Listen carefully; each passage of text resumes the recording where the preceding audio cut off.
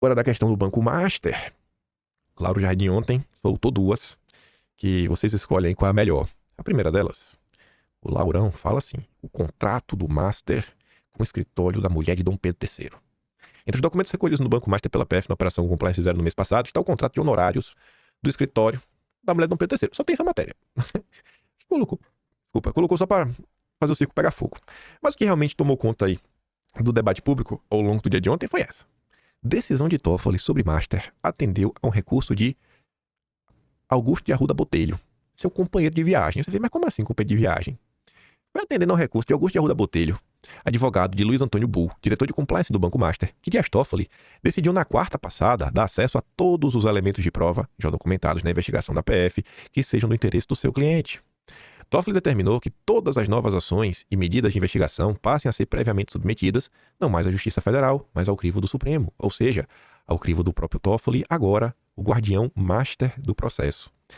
O sigilo máximo foi decretado a fim de evitar vazamentos que obstaculizem as investigações.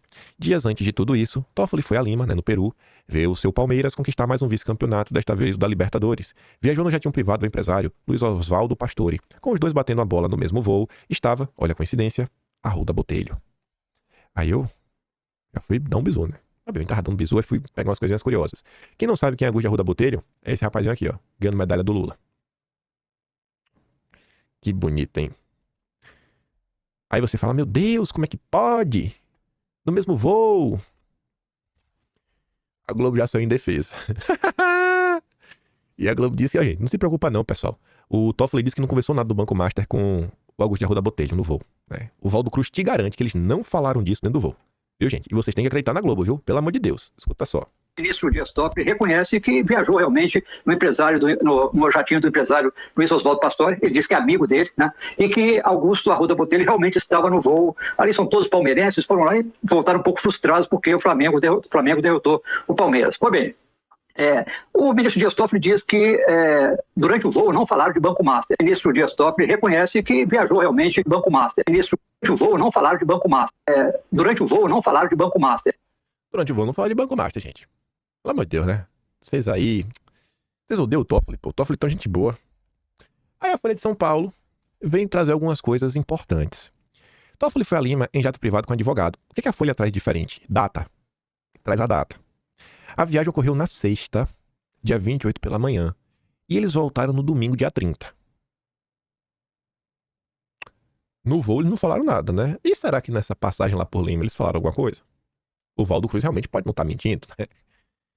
No dia 28, né? Curioso. O voo foi no dia 28. Por que eu tô falando isso?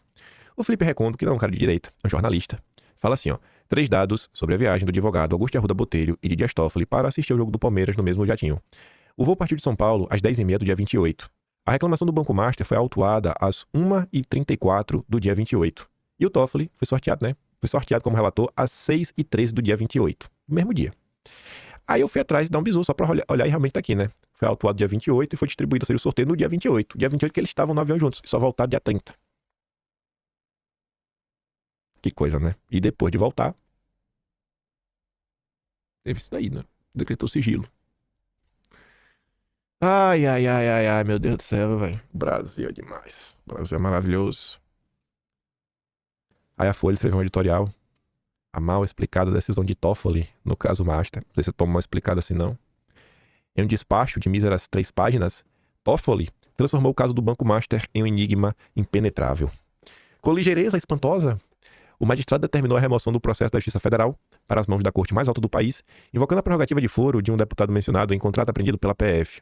Também difícil de entender foi a posição de sigilo mais elevado, expandindo o grau de confidencialidade a um patamar que impede o acesso às letras iniciais de identificação das partes, ao andamento do processo e às próprias decisões judiciais. No texto sucinto de Toffoli, não há justificativa compreensível para a manobra.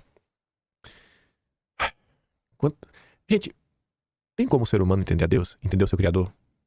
Eu acho que a imprensa está sendo muito arrogante em achar que eles, jornalistas, têm a capacidade de entender a mente brilhante de um ministro do Supremo Tribunal Federal. Eu acho que a imprensa está sendo muito arrogante em achar que eles, jornalistas, têm a capacidade de entender a mente brilhante de um ministro do Supremo Tribunal Federal. A Folha de São Paulo vai pedir perdão. Perdão por ousar tentar entender o que o Toffoli pensa. Ele é Deus. Como ele mesmo disse, ele é o editor do Brasil. Em apenas um parágrafo com 4 linhas, o ministro se limita a afirmar que a investigação supostamente dirigida contra pessoas com foro por prerrogativa de função, conforme inclusive já noticiado pela mídia formal, respaldaria a competência do Supremo. Em contraste com a peça rarefeita, há evidências sólidas de corrupção, principalmente sistêmica, envolvendo o caso do Master, né? O banco, sob o comando de Vorkari, suspeito de fraudes bilionárias, contratos fictícios, desvio de 2,2 bilhões de reais e uma quebra espetacular que custará 41 bilhões ao Fundo Garantidor de Créditos, cujos recursos são custeados em última instância por milhões de poupadores. A decisão mais explicada não contribui para a credibilidade da corte nem do magistrado. Toffoli não é novato em medidas que despertam questionamentos, como nas sucessivas anulações de processos contra réus confessos da Lava Jato. A imagem do Supremo se desgasta com a percepção crescente de permeabilidade a interesses particulares. Seja na flexibilização de normas que regulam conflitos de interesses, seja no encontro entre ministros e políticos, empresários, com causas em potencial na corte. O caso em tela é particularmente grave devido à extensão da influência do dirigente do Master, abarcando esquerda, direita e centro. Vorkari era patrocinador voraz de eventos que reuniam a elite política e jurídica de Brasília. O Master recebeu generosas aplicações de recursos de fundos previdenciários estaduais, incluindo o do Rio, e municipais em escolha de difícil compreensão. A própria demora do Banco Central em liquidar o banco demanda esclarecimentos. Dos ministros do Supremo se exigem agora rigor e clareza de propósitos. Eu acho que a Folha devia ser responsabilizada. Acho que devia ter uma busca e apreensão na Folha por ataque às instituições. Pegando o gancho no nosso judiciário, ontem foi a vez do Estadão, né? O da Folha também foi de ontem, mas ontem cedo, 3 da manhã, o Estadão veio falar deles, os intocáveis. Aí o Estadão começa a falar do caso do Monark, né? Só para ter de exemplo, mas a coisa é muito mais ampla. Falando o seguinte, a condenação do Monark, o chamado Flávio Dino, que na época era ministro da Justiça, de tirânico e gordola, diz menos sobre os modos do youtuber e mais sobre a instituição que excretou essa sentença. Quem exerce o poder se expõe voluntariamente ao criticismo social. O ordenamento jurídico brasileiro é explícito. A autoridade tem o dever de tolerar mais críticas. Hoje, porém, a sensibilidade dos ministros transformou-se numa espécie de direito fundamental. O caso é apenas a fotografia de um filme mais tenebroso. Um judiciário que passou de guardião das liberdades à vanguarda do autoritarismo. Desde o inquérito das fake news, o Supremo arrogou para si o papel de polícia de opinião. Censurou matérias jornalísticas, derrubou perfis inteiros, impôs um regime de vigilância política que o Congresso jamais aprovou. Tudo isso com aplauso do Estadão. Não é que o judiciário julgue excessos de Estado, ele próprio se tornou excesso, graças ao apoio do Estadão. A condenação de Monark por injúria expõe a crescente hostilidade da magistratura à liberdade de expressão. Quando uma juíza federal afirma que críticas duras ao ministro abalam a confiança nas instituições, ela inverte o fundamento da democracia. A confiança nas instituições só existe quando seus integrantes suportam o dissenso, não quando suprimem. A condenação da jornalista Rosane de Oliveira, do jornal Zero Hora, a pagar R$600 mil por divulgar dados públicos do salário de uma desembargadora mostra que o problema não é episódico, é sistêmico. E tudo isso aconteceu com o apoio do Estadão, da Globo, da Folha, da Veja, do Metrópolis, do Centrão, do PT, da Faria Lima. Mas o importante era derrotar o Bolsonaro, né? Ambos os casos expõem, por sinal, outro ingrediente desse caldo tóxico, o corporativismo togado. Ministros protegem ministros. Tribunais blindam tribunais. E qualquer crítica é tratada como ataque à democracia. A personalidade dos juízes transforma-se em extensão da própria ordem constitucional. Mas quando o direito tratava isso, né, falava, bicho, vocês estão tratando crítica como ataque. A imprensa está chamando crítica de ataque. Vocês criaram isso. É incrível a cara de pau dessa gente, agora tenta pagar de vítima. A pretexto de tutelar 213 milhões de pequenos tiranos soberanos, na infame expressão da ministra Carmen Lúcia, o Supremo encoraja o destempero de grandes tiranos blindados por togas e por um sistema que não admite contestação. Bolsonaro contestou, vocês vão que ele estava dando golpe.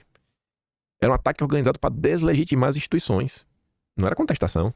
Vocês criaram esse cenário. Flávio Dino, por sinal, já chamou Bolsonaro de serial killer, genocida, acusou o Congresso inteiro de cometer um golpe, referindo ao impeachment da Dilma. E aí, pelos critérios utilizados no caso do Monark, essas declarações do Flávio Dino seriam classificadas como ataque às instituições. Mas o peso da lei e da moral, né, no Brasil varia conforme o endereço institucional de quem fala. Petista pode falar tudo. Quando o Dino calunia é política, quando o Dino é o alvo, aí é crime. O judiciário está se tornando a passos largos um poder que pune antes que haja tipificação, censura antes de julgar e se protege antes de proteger direitos. Quando os juízes criminalizam quem os critica, deixam de ser guardiões da Constituição e tornam-se arquitetos de sua destruição. O Brasil não precisa de magistrados que se blindem da opinião pública, precisa de magistrados que a suportem e a respeitem. Precisa, acima de tudo, que os representantes eleitos de seus 213 milhões de cidadãos os defendam dos tiranos togados. Essa turma que está preocupada é porque eles sabem que está cada vez mais insustentável. Aí volta do que falamos sobre o Flávio. Essa pauta vai estar presente na eleição. Porque um candidato a deputado federal, gente, aparece ali 2, 3 segundos na TV, não tem debate de deputado federal. Essas questões estarão em debate. debate, censura, perseguição, casos concretos. Se falará da Débora do Batom. Eu tenho certeza que Flávio Bolsonaro vai falar da morte do Clezão, como o Estado brasileiro matou o Clezão. E aí? Muita gente nunca ouviu essas histórias. Vai ficar sabendo.